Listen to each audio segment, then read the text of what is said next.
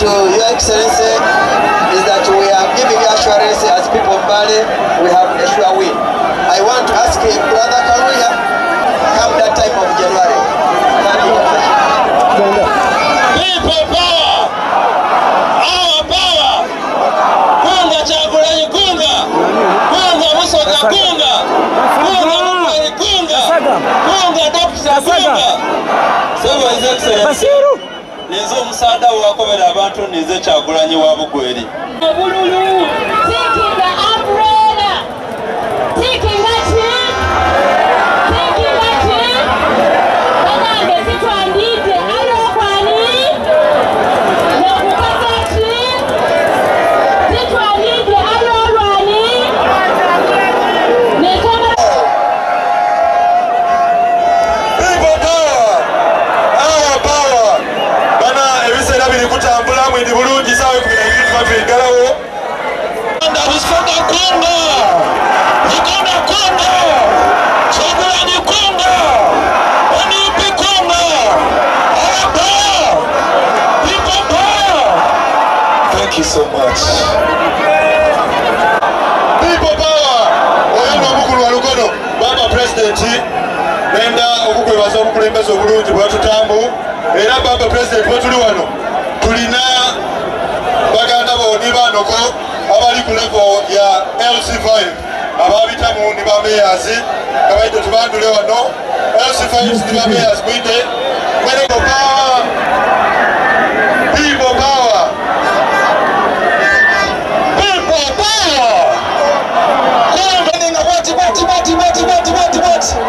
akakamani kama tena singa swachiri tinaga kuweka matibuli wasanga ambulera kolati wasanga ambulera tikinga yesanga yakakaja tuliko okutusi gwanga lino tugende. Respect my president, respect the cabinet. I love you. Waji kulo olimbo ludako tugende. Your Excellency, Your Excellency, nize Kirunda Kibeni Paulo. Baba nize candidate wo owadinja district. Baba ndatu samu kisakuno kwa. So banange ndukusaba Busoga ife ebyensoma byadobo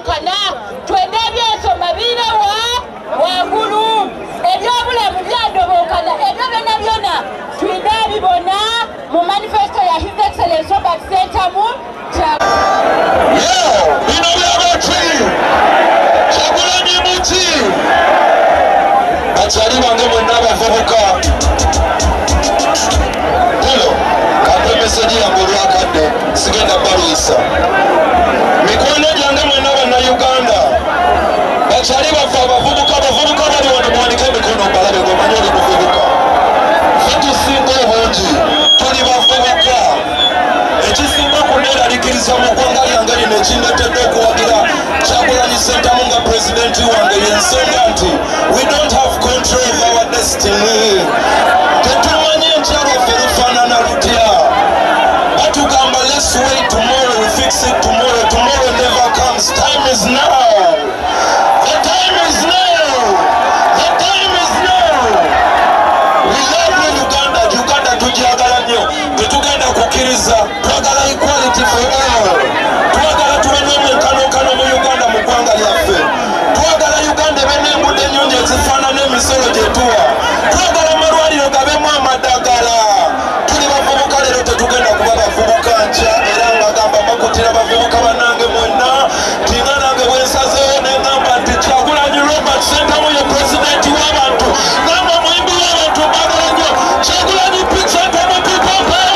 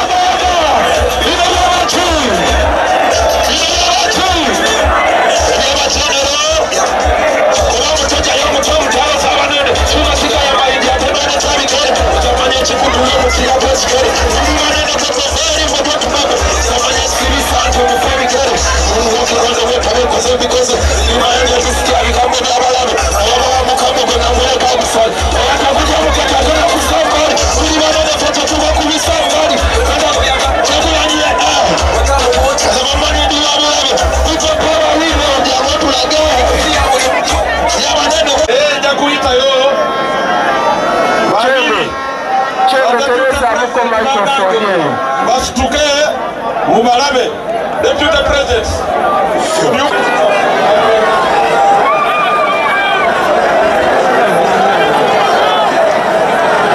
abemberi muliyo mulikumbona mulikumpulira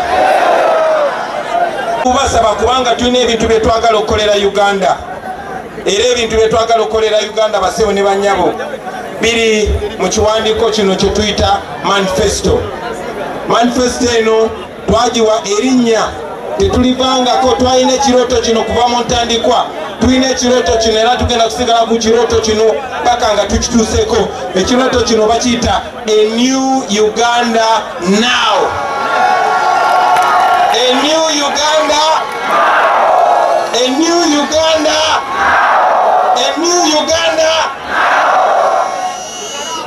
So eno manifesto yaffe basebo ne banyabo mbawo obubaka bwendeese aye olwaleero twabedde obubaka obukolowo. Olunaku lwaleero basebo ne banyabo twagala kutongoza manifesto yaffe, naye manyi nti mwenna abali wano abandaba namwe abampulira naddala wano e Busoga mulina ebizibu ebiri special ebiri wano e Busoga. Wano e Busoga twasazeewo okutongoza manifesto yaffe si lwa kinyumu. Bannange lwe twasemba okujja wano tetwafuna chance kwogera nammwe kubanga baali batugoba na tiagas na masasi. Gavumenti eno etufuga emanyi buli omu ayagala nkyukakyuka, emanyi buli omu ayagala ekisinga. Bamanyi titumanyiganye, bamanyi nti ku mulundi guno Bobi Wine wa ghetto nga mmwe, bamanyi nti Bobi Wine mwana wammwe naddala mu ab'e Busoga mwangulika n'eriina lya Ngobi. Baidi Bukalamu nti obuwagizi e Busoga tulina Kamaala, naye tebaagala twogere nammwe kuba tebaagala tuconnectinge mu bwongo. So olunaku lwaleero tufunye omukisa ogw'enjawulo basebo ne banyabo, era njagala obbasaba ole oba oli muvubuka oba oli mukyala oba oli mwami oba okubiddwa oba oli stede, nsaba mumpulirize olunaku lwaleero. Jajjansanyuse nnyo kubanga ayogedde ku kyokuba nti naddala abavubuka b'omulembe guno mwagala musalewo ebiseera byammwe eby'omu maaso temwagala muntu wa myaka 80 kubasalirawo biseera byammwe eby'omu maaso naye abasoga abaana b'ebusoga abantu b'ebusoga abazeeyi b'ebusoga mama kankugeme ku mubwala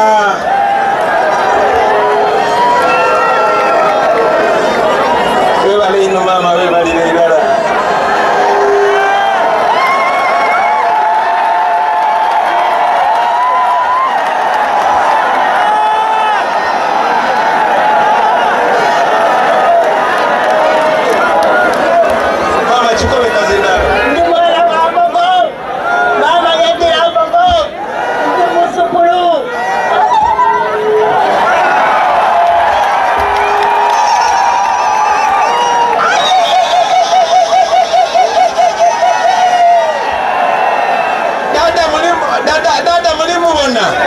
dada mwidukulu wange ife abembogo nife abamuzaala njagala mumanye nti ebizibu byebusoga waliwo ebizibu byebusoga ebyenjawulo twasazeewo manifesto eno tugironkingire wano kubanga twagala abantu b'ebusoga okuwagira kwe mutuwagidde okuwagira kwe muwagidde enkyukakyuka wadde twali tetunaba kujja n'okubonaabona kwembonyebonye njagala okubakakasa nti katonda yabalonze mwe muba mukulembera sitwaga eno paka tununula gwanga lyaffe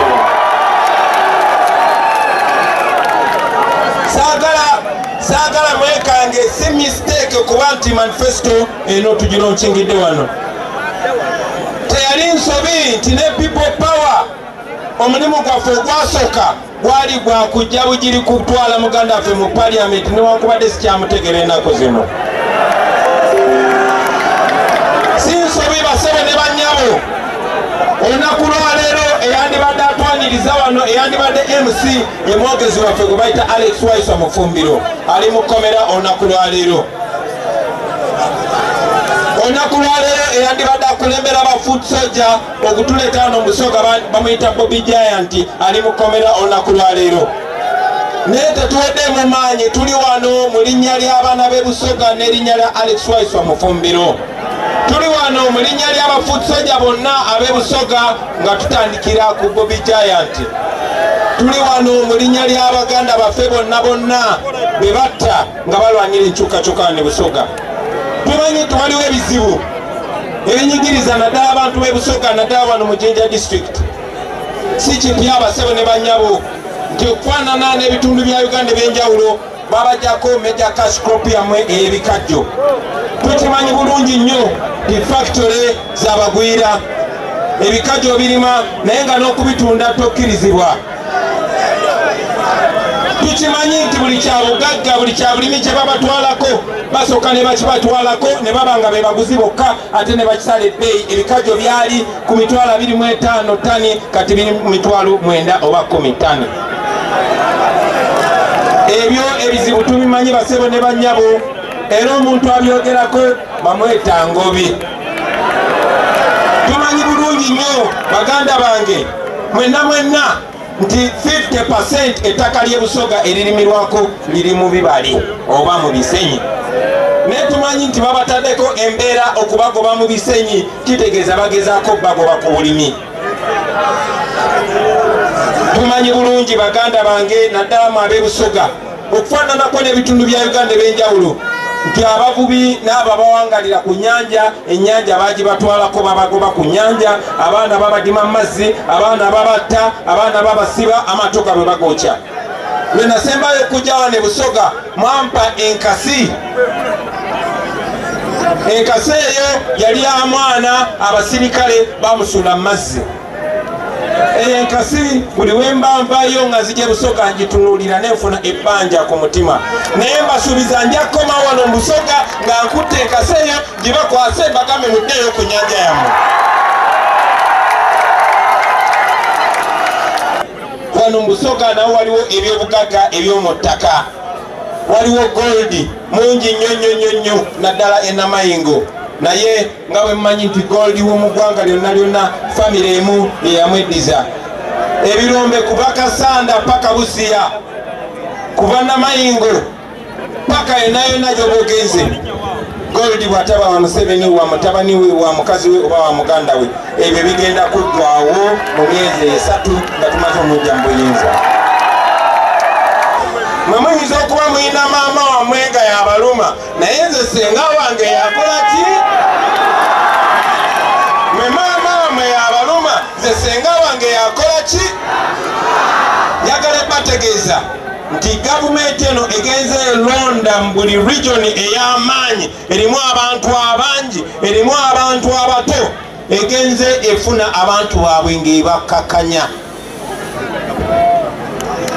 Eno message nagiwa we nasemba okujja wano era nziramu ogiwa kuba ono gwe njogerako wange senga wange ate manyi nti namwe maama wammwe twagala omununula tumunene n'omukono gye. Njagala okusinzira wano sijja kwogera bingi naye njagala mwenna abayita right honorable Kadaga maama mumugambe nze nkyamwagala ate nnyo ate mugambe oyo mukadde tamwagala era amutya.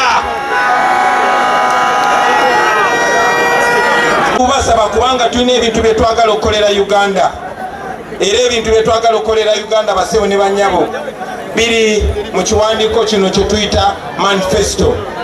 Manifesto eno twagiwa erinnya tetulivangako. Twalina ekirooto kino kuva mu ntandikwa tulina ekirooto kino era tugenda kusigala ku kirooto kino paka nga tukituuseeko. Ekirooto kino bakiyita a new Uganda now.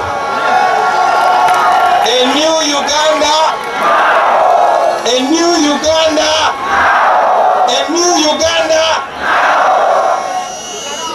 So, in the manifesto yaffe basebe ne bannyabo, the lead cars and the convoy. Buli minisita alina emmotoka emuwerekera n'abamuwerekera emperekezo otise mugole. Everybody that is close to the regime is having convoys and cars. Buli abakolera abo abatunigiriza babawa emperekeze. We have unreasonable allowances for ministers and MPs. Mwidinga ba minisita babala n'obugwiraku n'ennongeza editaida era editagwana.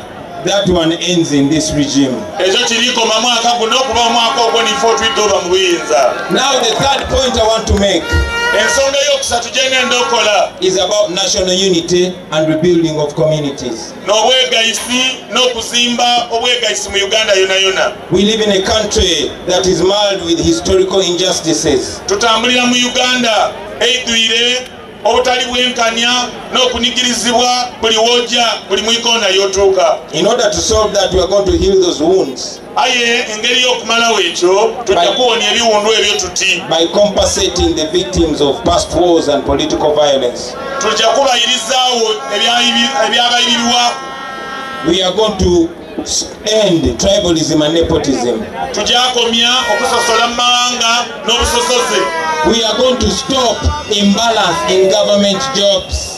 N'okugaba emirimu okutali kwa bwenkanya nga bala ku side ndala minzaani yeekubire. In our government, you're not going to find only people that look like each other. Mu gavumenti yaife tetujja abamu n'abantu bafaanagana bonka. In our government, you're not going to find people that speak only the same language. Mu gavumenti yaife tetujja abamu n'abantu boogera lulimi lulala luwonka lwawaibwe. In our military, all generals are not going to be coming from one tribe. Era mu gavumenti yaife abamagye baife tibaidde abanga bava mu kabira ndala. In the new Uganda, you will walk into URA.